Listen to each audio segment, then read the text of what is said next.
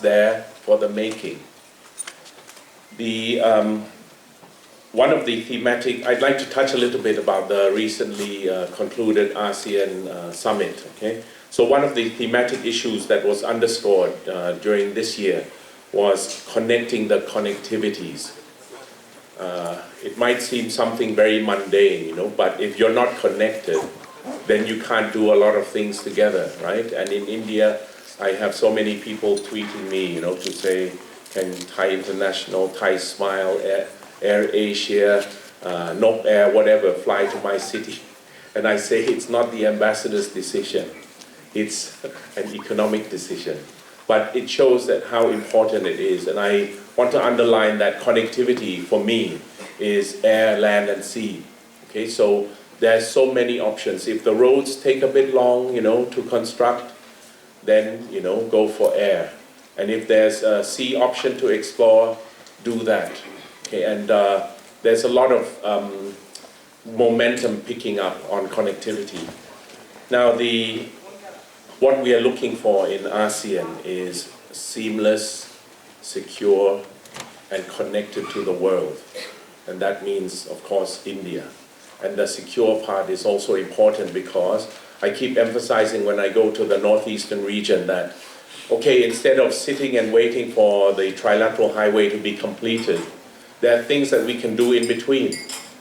Training for the opportunities that will be available, customs, immigration, quarantine, and so on and so forth. So, don't just sit and wait for the road to be done. But on the trilateral highway and on the connecting the connectivities, I can also say that ASEAN has also been doing its work. Japan, has been doing a study for India for extending the trilateral highway all the way to Vietnam. Yes, and I just read a report this morning between, our talks with the State Department, and they are interested in participating in the trilateral highway. So there's always more we can do, while waiting for the 23 bridges or so on to be completed. And the ASEAN New Delhi Committee, my colleagues and I, will also visit, Manipur the end of this month for the Shanghai Festival. And at the initiative of the Ambassador of Myanmar, we're going to visit the border checkpoints, okay, to see for ourselves what things are like and what we can do. On connecting the connectivities, ASEAN, China, Japan, and Korea have decided to come together to see how we can link our connectivity schemes, the BRI, the Master Plan on ASEAN Connectivity, Japan's quality infrastructure, because I've been saying it a long time, and I'm sure other people think the same way. Connectivity doesn't just end at your border or at the ASEAN border. Connectivity is endless. And for business people, we should make the economic space endless as well. That's why on RCEP, which Senior Vice President Agarwal has mentioned, so I don't need to tell you where we are and so on. But in all internal reports that I've read, we are still working with India to see if we can close the gap. But that is not, RCEP is not an end in itself. The conversation that we have had this year has been very important and groundbreaking. The progress that we made. At the beginning of the year, it was just a distant hope. But when political leaders, bureaucrats get together with determination, things can be done. I will admit to you that without India, the benefits of RCEP are not as, as big as it could be. But still, as thinking like a businessman, I will still bank whatever market access gains, whatever trade facilitation that we can get from RCEP. And I believe that RCEP has set a basis for which we can continue and do better things. one of the things that we agreed during the RCEP year and RCEP talks is to review the ASEAN-India FTA. I remember Sri Piyush Goyal, he said in one of our meetings when the ASEAN Troika, Indonesia, Thailand, ASEAN Secretariat came to Delhi in July, he said, how can we put faith in an agreement, the words of an agreement, when in an existing agreement, ASEAN-India FTA, which says that there's provision for review, and we've asked for review for 5 years, and there's been no response. I think that hit home, to the ASEAN side, that one of the basic things, and this is what I'm saying to my colleagues, that when you're talking to somebody, you have to try and get the measure of that person or of that country and so on. So I'm very pleased that we have agreed to an ASEAN FTA, ASEAN-India FTA review. And I hope that the conversations will continue. The Prime Minister of New Zealand said at the ASEAN Business and Investment Summit recently that because multilateralism represented in the WTO is not the same as it used to be. And I think one of the problems is people don't give to multilateralism as much as they used to. So what we have to rely on now is Asian active multilateralism. And whether you like it or not, it will be in our bilateral and regional trade deals and FTAs. Yes? And she said that we have to aim for high quality FTAs that benefit the people, because otherwise you cannot sell it. Okay? So we understand when, if we cannot close RCEP, and we read the papers and we have Pulsar on the pulse of India, we have to understand, and I think that we will all try to, even China, in the private meetings, they say that they will try to close the gaps. Now, the proof of the pudding is in the eating, so we'll see what will happen in the next months ahead, okay? Just another couple of points is digital technology is an enabler of the new economy. It changes, the power equation, yes? And it enables MSMEs. It's a game changer through e-commerce, blockchain, and fintech. In my embassy, one of my biggest problems is my staff. They order so much through e-commerce. I mean, I have a big garbage problem with the boxes, So what we all have to do, and you are businessmen and you'll be parts of the deals that we will be discussing, is to bring everyone together, the academics, the businessmen, the politicians, the bureaucrats, is we have to do trade for all, aim for a people-centered and inclusive economy. There's so many countries around the world where people have come out into the streets. Some countries that I used to admire as being the most forward countries, heaven on earth almost. And then what happened? It's because it's not inclusive. Okay, so my final message to the business people of tomorrow is we are also looking at things like environmental, social, and corporate governance. 3 central factors in measuring the sustainability and ethical impact of your investment. You can ignore these points, but you can't do that for long. You'll be behind the curve. But if you take these into consideration, talk about inclusiveness and going green and so on and so forth, then your business will be able to last longer and sustain the test of time. So I hope you have successful meetings, and I hope some of you will be able to find each other and conclude deals and add to the number of Thai businesses that have registered their companies in India. Thank you very much.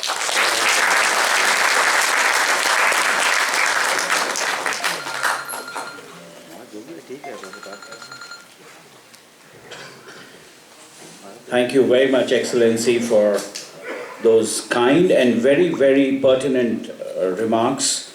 I think the optimism which you have shown after the recent RCEP discussions which is making headway is really very encouraging and very enthusiastic side which we see from your point of view. And of course the fact that China, as you said, would definitely like to close the gap. So I think, and plus, as you said, the visits to the Northeast, I'm sure all these 2-3 key points which you have pointed out will definitely guide us and inspire us, not only during the next 2 days of the summit, but for our future years for business. Thank you, Excellency. And if, with your permission, if I can acknowledge the presence of Mr. Tharadol, which I was saving for this time. Mr. Tharadol, thank you very much. Our earlier Minister Councillor, you've been a great help here today. Can I request you to rise for a minute, please? Thank you. Can I have a round of applause for now I'd like to take this opportunity to request Dato Ramesh Kodamal, and I've said it enough that he was the first one to support us, to say, Vivek, tell me what you need and we'll be there. The co-chairman of ASEAN India Business Council for his address. Dato Ramesh.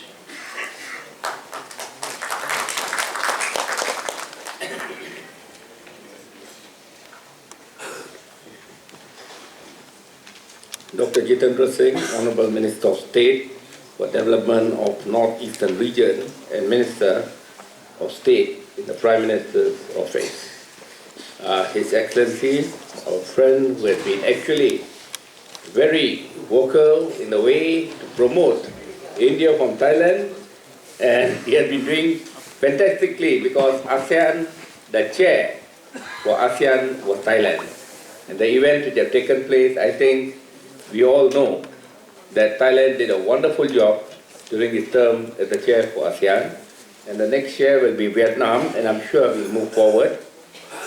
Welcome our President, D.K. Agrawal, President of the PhD Chamber of Commerce, Mr. Ajay Podar, Chairman of International Affairs Committee for ASEAN, and also we have distinguished personalities, our ambassadors who are here today, friends from ASEAN. I was just going through and I saw that at least every ASEAN country has been represented by the embassies, by some members who are present here. This clearly proves that ASEAN has got a very good link with India, and we always feel that we are there together. AIBC actually was formed in 2003 by the governments of ASEAN and India with the objective to see that how we could actually take the ASEAN-India agenda forward. It was foresighted earlier, and we saw that India is a great potential for ASEAN. We have got our links for centuries. It is not today that India has been linked with ASEAN, but for centuries, trade has been there between ASEAN and India. All the religions which are practiced in India are practiced in ASEAN. The linkages of culture are also with us. So you can see that we are actually brothers and sisters of all our types within the two regions. And that gives us a greater thought that, having said that, why have we waited so long to see that we develop ourselves with trade and improve our lives for all of us within the region? The world is looking at us.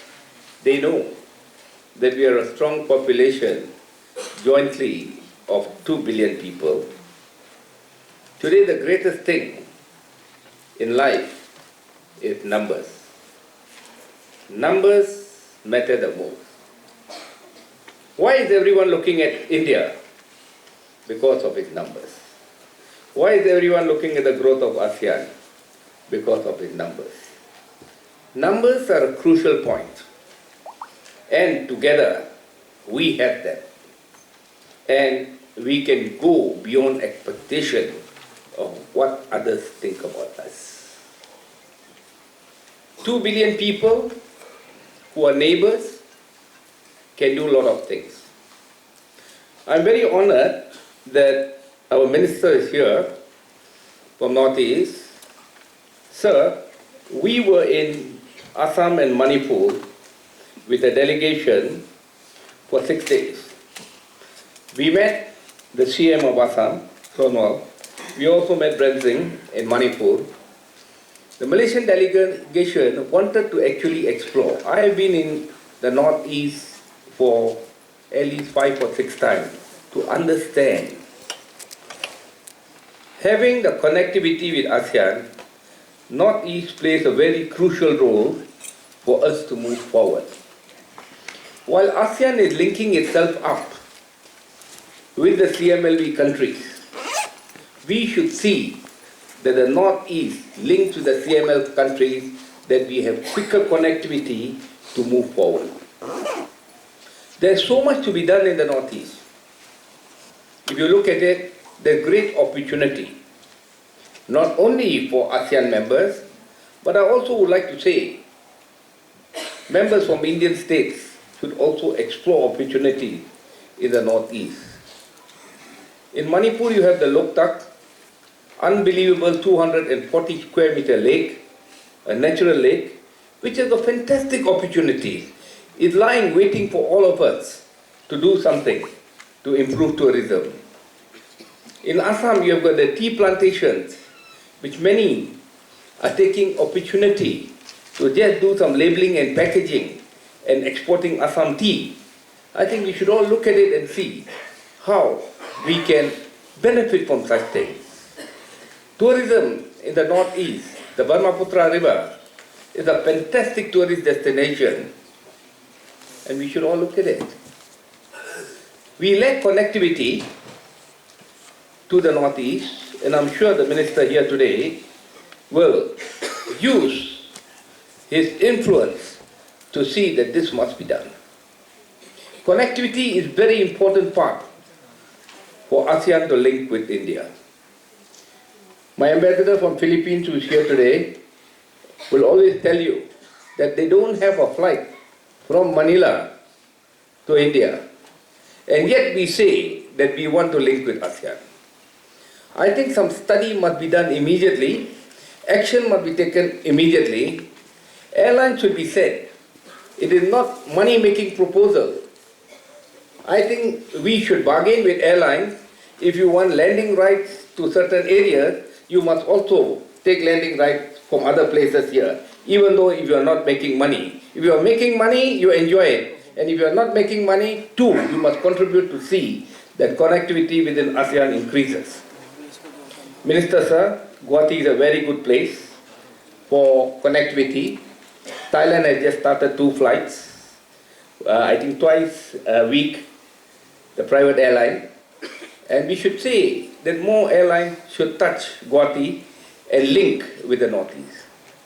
For India linking with ASEAN, I think many of us who are present here would have been to Singapore, would have been to Kuala Lumpur, would have been to Bangkok, because connectivity is so easy.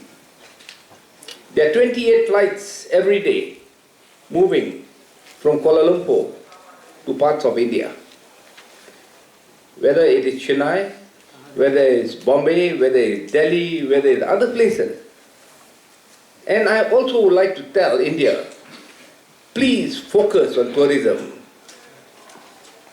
I think there is not enough which has opened up its doors for tourism. Once Lee Kuan Yew, the Prime Minister of Singapore, said, airlines will come and go, but the Changi airport will always remain there. So airports must be built. Airlines come and go, let's not worry about this. Let's build our infrastructure where we have an opportunity to increase tourism within ASEAN and India. Without tourism, you do not get connectivity for business. What do we do today? We have got so much of opportunity. Tourism healthcare, trade of all types, infrastructure development within India. There's so much of opportunity. AIBC has taken a stand that we would be linking with all the chambers within India. FICCI is the secretariat, but we will link with all the chambers in India to see that the message is passed on, that ASEAN is there, ASEAN welcomes India, welcomes businessmen to work with us. Without getting involved, we cannot lead businessmen to the destination where they want. I would like to congratulate PhD, Mr. Vivek, who actually took the first opportunity to call me. We thought it is our duty as the ASEAN-India government, ASEAN-India Business Council, which has been formed by the government of India and ASEAN, to help and support every chamber for its needs to move towards links within ASEAN-India. Our country, Malaysia, plays a very positive role in working with India. You can see our officers are here present here today. They flew in from Maharashtra, Bombay, because we feel that we have got a good potential to work with. I just urge one thing. Within ASEAN and India, what I see is that 97% of the businessmen are SMEs. And this sector actually needs help and assistance. When I go around for forums, I see the very well-to-do are always there to see what more they can do. I just hope to my dear friends who are already doing good business and who have good business to adopt at least 5 SMEs and become their mentors.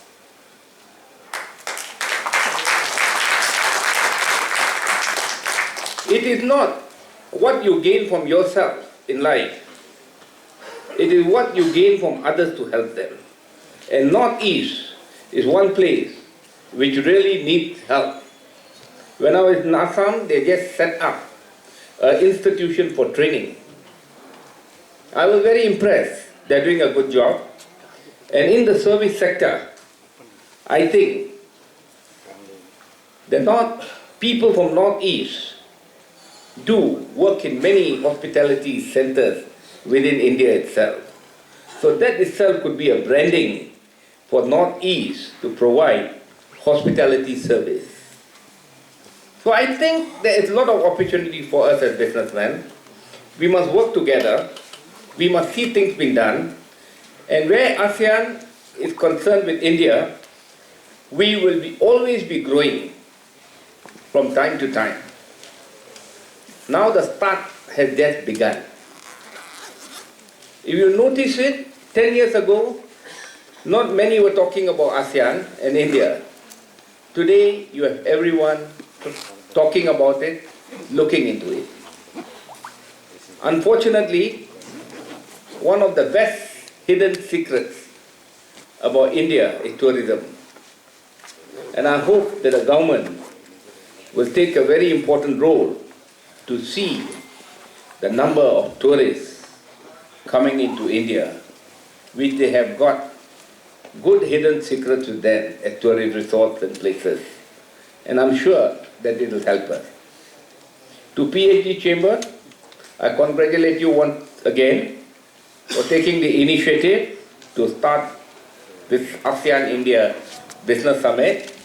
And I hope when I have an opportunity to speak with your ministers, I will tell them that all the chambers, please work together, join your hands together for a common cause to see that ASEAN-India agenda is taken forward, which is the agenda of your beloved Prime Minister Modi ji.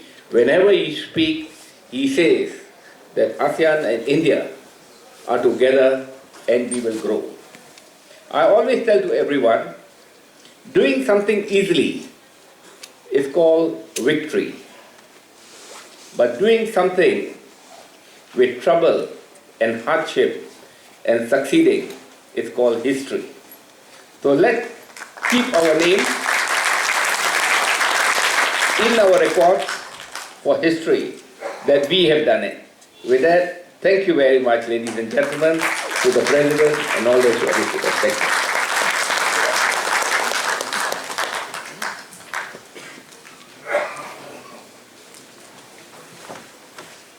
Thank you very much, Dr. Ramesh. I think we will at least lay the foundation of making history today and not only a victory. Because we have the support of such wonderful people who are in this hall today, despite their very, very busy schedules. And as you stressed upon the connectivity and tourism, and earlier on, His Excellency from Thailand talked about connecting the connectivity. I'm only glad that our first session, right after this inaugural, is about infrastructure and tourism. So I think that's what the collective knowledge means when we chose these sectors with the wisdom of all the embassies of ASEAN region who made the core group who curated this program. So thank you very much once again, the High Commissions and embassies of ASEAN countries in India for bringing this wisdom to us to be able to curate the program. And I really love the idea of adopting 5 MSMEs, which I'm sure our chamber, which is essentially an MSME chamber, will focus on this, and the larger MSMEs will adopt the smaller MSMEs under the presidentship of Dr. D.K. Agarwal. Thank you very much, sir. May I now invite, with bated breath, to listen to our Honorable Minister from the Government of India, Dr. Jitendra Singh Ji. Can we give him a big round of applause? Thank you very much.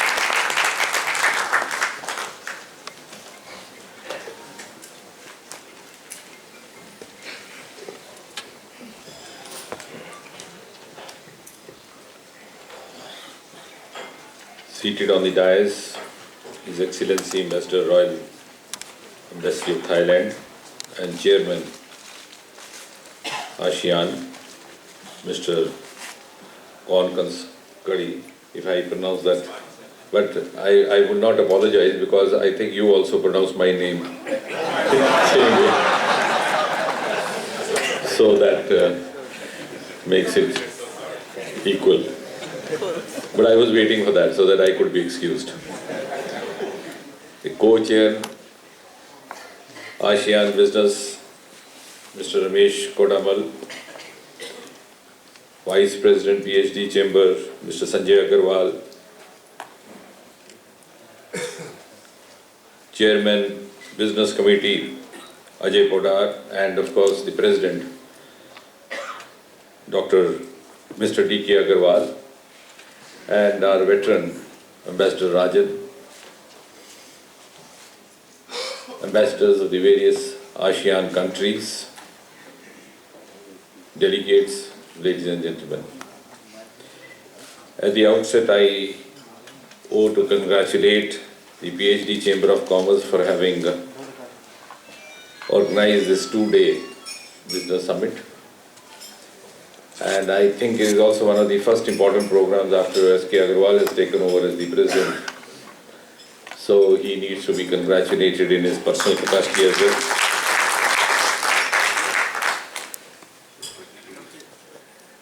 Though we've been having these business summits in the past as well, but I think the importance of this summit this morning is that it is being held at a time when the entire world is looking up to India.